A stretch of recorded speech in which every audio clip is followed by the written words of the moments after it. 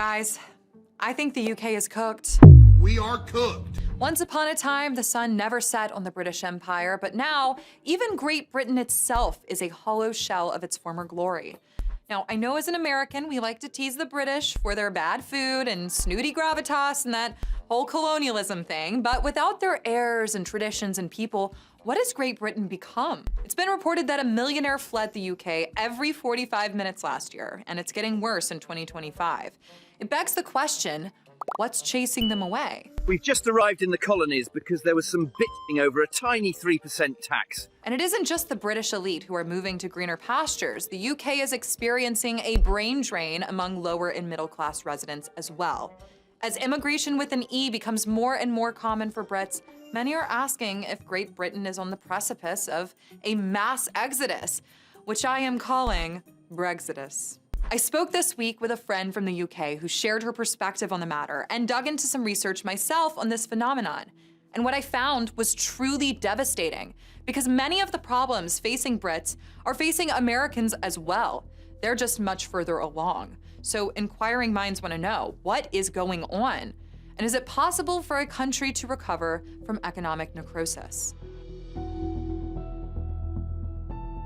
Hey guys, welcome back to Undoctrination. My name is Maggie, and last week I was on my daily scroll through Twitter and I came across a post that stopped me in my tracks. It came from my favorite UK internet personality, Thomas Skinner. It's Friday afternoon with the pint of the golden nectar, and it's a beautiful day. Don't go home until you're proud, and always give it 110%. Habash! Unlike Skinner's usual sunshiny disposition, this post was rather somber. Another one of his buddies was leaving the UK behind and taking his family and business with him. But this trend extends far beyond Skinner's social circle. We had a full-blown phenomenon on our hands, and whenever I see an internet rabbit hole I haven't encountered before, you know I'm diving in. The main eye-catching headline here is about millionaires. 16,500 of them are projected to leave the country this year, citing changes to the already suffocating British tax laws.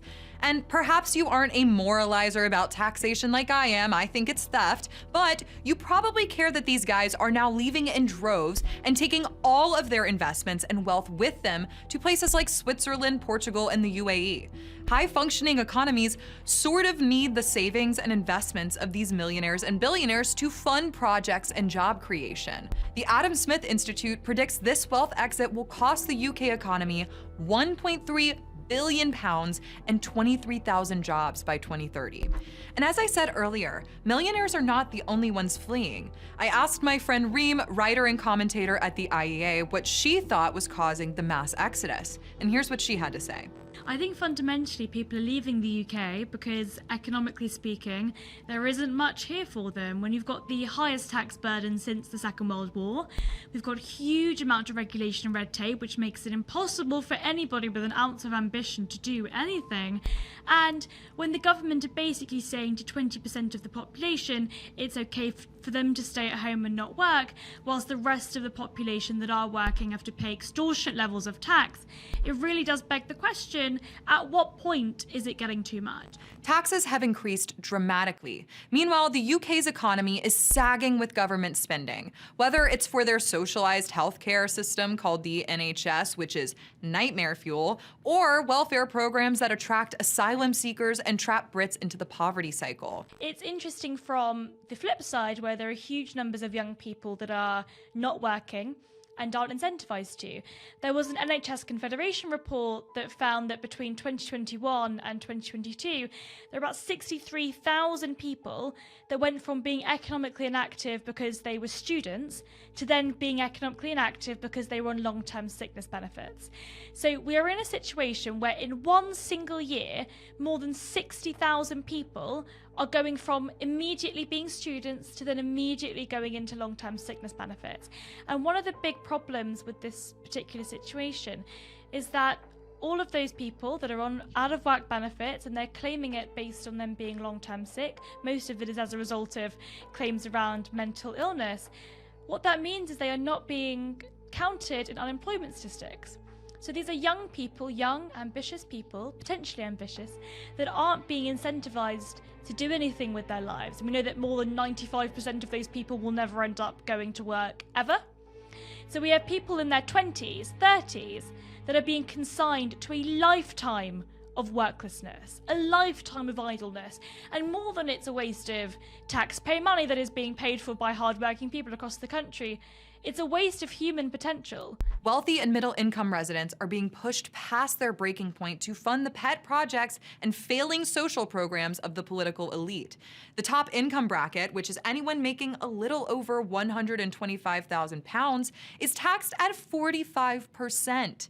And that doesn't account for so-called stealth taxes like council taxes, road taxes, property taxes, and ultra-low emission zone charges. Quick question. Do Brits ever get to, I don't know, spend the money they earn? No. Because it sounds like the UK government is taking most of it.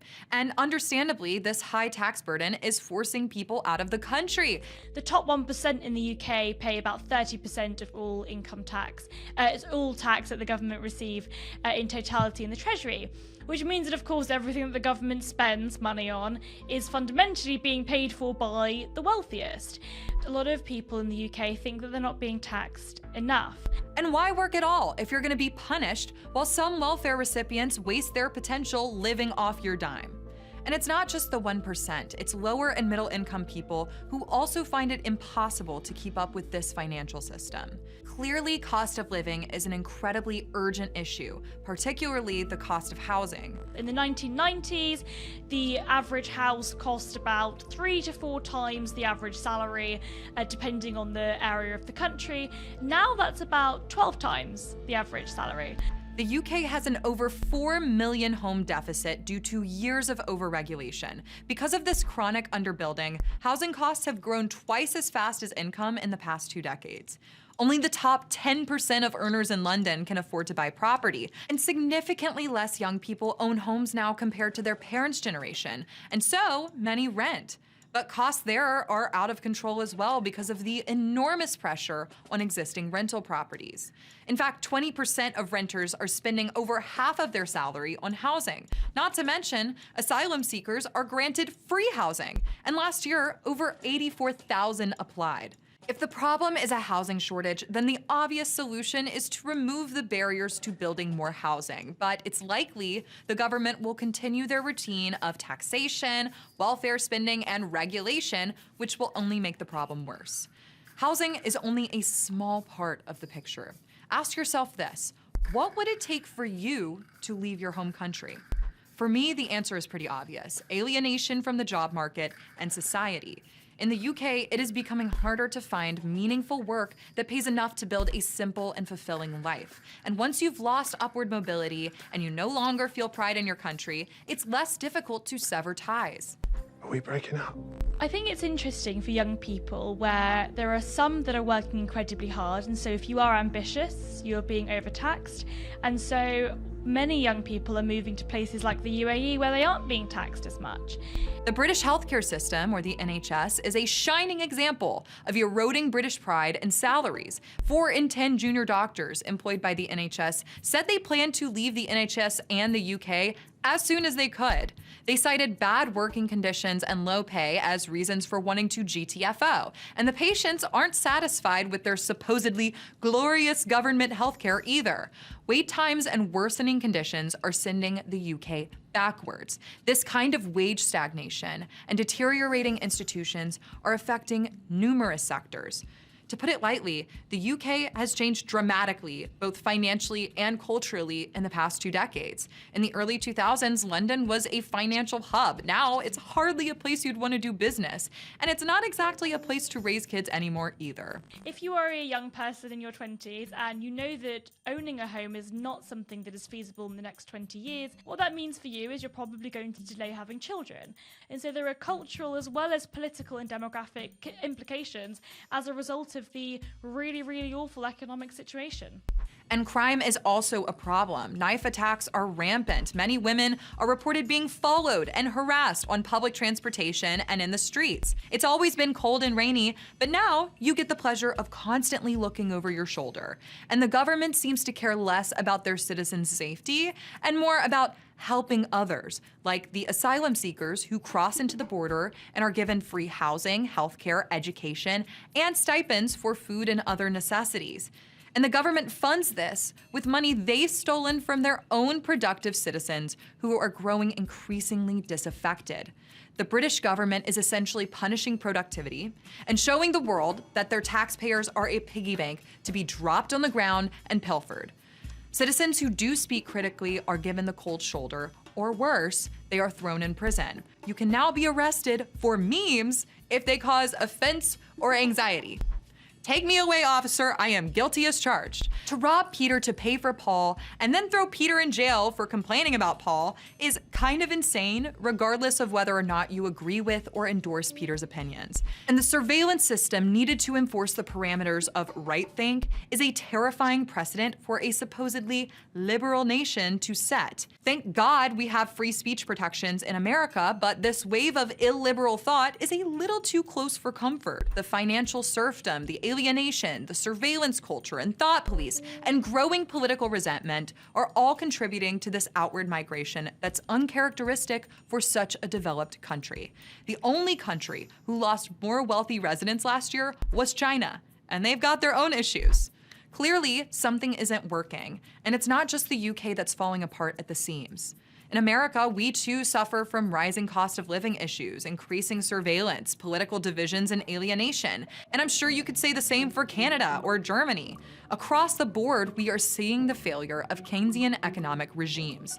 This regulating the excesses of capitalism and helping the little guy with bloated, ensnaring welfare programs are failing spectacularly. If you're confused about the rise of Donald Trump or other right-wing global figures who don't fit the political mold, you're not paying attention. Same with the democratic socialists who seem to be making a comeback.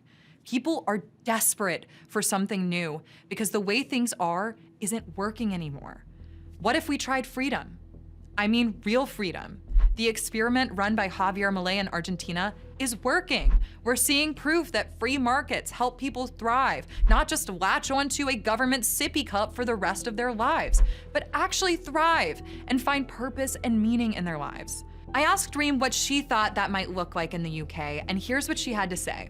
I think that a freer and more prosperous Britain looks like a Britain in which people are rewarded for what they earn, where the government doesn't tell them what they can and cannot do at every moment or every decision that they have to make. There are lots of other things I'd do. I'd also probably abolish a couple of government departments that don't need to be there, but that could be a very long conversation. I hope you guys enjoyed this video. Thank you so much to Reem for taking the time to share her experience and expertise. Please leave some love for her in the comments. And if you're in the UK, let me know what your experience has been like.